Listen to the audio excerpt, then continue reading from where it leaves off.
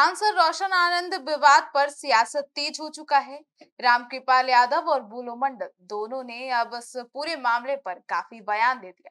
अगर बात करें रामकृपाल यादव का, तो उन्होंने बोला शिक्षा को राजनीति और जाति का अखाड़ा ना बना। जी हाँ, नमस्कार, आप देख रहे हैं सिटी पोस्ट लाइव। मैं हूँ सृष्टि राज। बिहार के चर्चित सांसद रोशन आनंद कोचिंग विवाद ने अब राजनीतिक रंग लेना शुरू कर दिया है। फायरिंग, मारपीट और कोचिंग संस्थानों के बीच बढ़ते विवाद के बीच नेता प्रतिपक्ष तेजस्वी यादव द्वारा मुख्यमंत्री को लिखे गए पत्र के बाद अब यह मामला और गर्मा गया। अब बिहार सरकार के मंत्री रामकृपाल यादव ने भी इस पूरे मुद्दे पर अपनी प्रतिक्रिया देते हुए विपक्ष पर राजनीतिक लाभ लेने का आरोप लगा दिया। तेजस्वी यादव के पत्र पर मंत्री का पलटवार हो चुका है। जी हां, रामकृपाल यादव ने कहा कि सरकार इस पूरे मामले पर गंभीरता से नजर रखे हुए है और सभी तथ्यों की जांच की जा रही है। उन्होंने कहा कि किसी भी संवेदनशील मामले में जल्दबाजी में निष्कर्ष निकालना उचित नहीं है। मंत्री ने विपक्ष पर निशाना साधते हुए कहा कि कुछ राजनीतिक दल हर मुद्दे को राजनीतिक अवसर में बदलने की कोशिश करते हैं। उनके अनुसार इस तरह के मामलों को राजनीतिक मंच बनाने के बजाय निष्पक्ष जांच और कानून के दायरे में समाधान की दिशा में प्रयास होना चाहिए। रामकृपाल यादव ने कोचिंग संस्थानों से जुड़े इस विवाद को शिक्षा जगत के लिए चिंताजनक बताया है। उन्होंने कहा कि शिक्षा का उद्देश्य छात्रों को बेहतर भविष्य देना है, लेकिन जब शैक्षणिक संस्थानों के आसपास विवाद, तनाव और आरोप प्रत्यारोप का माहौल बनता है, तो इसका नकारात्मक प्रभाव छात्रों पर भी पड़ता है। उन्होंने कहा कि शिक्षा के क्षेत्र में व्यावसायिक प्रतिस्पर्धा अपनी जगह है, लेकिन इसे ऐसे स्तर तक नहीं पहुंचने देना चाहिए जहां शिक्षा प्रभावित हो। अब आपको बता दें, मंत्री रामकृपाल ने आगे कहा कि विशेष रूप से इस बात पर चिंता जताई गई है कि कुछ लोगों ने इस विवाद को जाति और धर्म के नाम पर जोड़ दिया। जी हाँ, उन्होंने कहा कि इससे पहले हम नहीं जानते थे कि कौन से शिक्षक की क्या जाति थी और क्या शैक्षणिक संस्थान का मूल्यांकन था, और अब इसे जाति और धर्म के आधार पर कर दिया गया है, जो कि नहीं होना चाहिए। उनके अनुसार यदि शिक्षा के क्षेत्र में चल रहे विवादों को सामाजिक विभाजन का रूप दिया गया, तो इससे राज्य के शैक्षणिक वातावरण को नुकसान पहुंच सकता है। उन्होंने सभी पक्षों से संयम बरतने और सामाजिक सौहार्द की कामना की है। जी हाँ, और उन्होंने इसे निष्पक्ष जांच की भी मांग की है। तो वहीं बुलो मंडल जो है, उन्होंने भी अब मीडिया से बातचीत करते हुए जब उनसे सवालात किए गए इस पूरे मुद्दे पर, तो उन्होंने भी बहुत कुछ कह दिया। सुनिए क्या कुछ कहते नजर आए बुलो मंडल।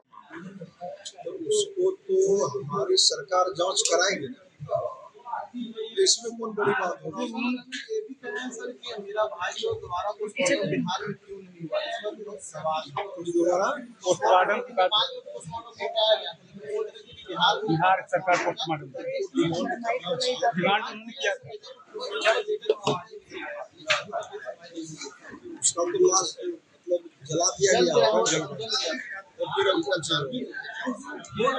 ऑलरेडी जब एक बार वहाँ पे हो गए ना, तो फिर अब दूसरा क्या प्रक्रिया है वो तो देख के करना। उन्होंने ये कहा है सीधे तौर पर कि प्रशासन एक तरफ जो है हमारे प्रति सख्त थी और दूसरे पक्ष के प्रति काफी नरम दिखी। कहीं न कहीं पुलिस आपके प्रशासन पे सवाल उठाया है कि कुछ नेताओं का संरक्षण मिला था। हमारा जो सुशासन है उसमें यही तो है, ये न किसी के प्रति विनम्र होता है, न किसी के प्रति बहुत सख्त होता है। जो रास्ता है, जो नियम कानून कहता है उस पर काम करती है सरकार। सीबीआई जांच की बात हो रही है, सीबीआई हो तो पक्ष में है। बताया ना कि अगर बिहार सरकार अपने उससे संतुष्ट नहीं हो तो इसको सीबीआई को दिया जाए। सर, सम्राट चौधरी ने कल कहा कि सारे कोचिंग संस्थान बंद हो जाएंगे और जितने मंत्री के बेटे हैं वो गुरुकुल जैसे कोचिंग संस्थान में पढ़ेंगे। उन्होंने बनाने की बात की है। उन्होंने स्पष्ट कहा है कि हम शिक्षा को, जो हमारा विद्यालय है,